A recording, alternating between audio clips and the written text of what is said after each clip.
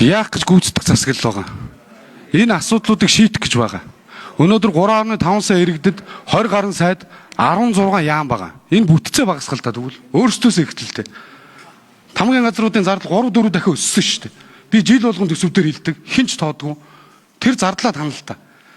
Өнөөдөр зис ал нүүрсний ханш ийм өндөр байж хахад гадаад нөхцлөд ийм таатай байж байгаа танаас өнөөдөр бид нар ажиллаа хийж чадахгүй байна. Энэ татвар төлж байгаа иргэдийн кермак сэгсэрья. 1.8 их 80 төгрөгийн одоо сэгсрий гэж хэлж байгаагаас ичих ёстой гэж харж байгаа. Асар олон төрлийн албаа гэж Монголын бүх топууд одоо энэ манай яам тамгийн газар ажиллаж байгаа. Толгоогоо ажилуул, төсвөө хэмнэ. Ямар боломж болцоо вэ? Тэр болгоноо гаргаж ирээд оруулж ир. Бид нар тэрийг чинь дэмжиж батлаад өгье. Татвараа бууруул, иргэдийн ачааг хөнгөл. Иргэд чинь орлоготой мөнгөтэй байж улс их оронжин жааш явна. Дарга нар мөнгөтэй байлаа гэд олон л уруудаж байгаа үстэй. Асуулт үг хэлсэн үү? За 5 ноембр энэ хоёр сайд хариулъя.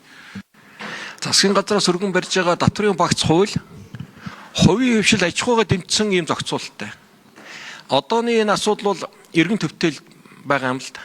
Хувийн хвшлийг дэмжиж яаш хувийн хвшил маань ажлын байр бий болгож татвар төлж яаш эдийн засгчид энэ хүндрэлийг давхад л хувийн хвшлийг дэмжих нь энэ тэргуунд байна гэж үзэж байгаа юм. За нэгдүгээр асуудал. Хоёрдугаарт энэ манай энэ төсвийн зарлага гэж энийг та нэг үз. Үндсэндээ манай төсвийн 80 гаруй хувь нь халамж, цайлан, хөөгтийн мөнгө. Буурах болцоогүй. Цаана үлдэж байгаа 20% дотор чинь гадаад зээл өр төлбөр. Төрийн байгууллагууд чинь урсгал зардлууд орчиж байгаа.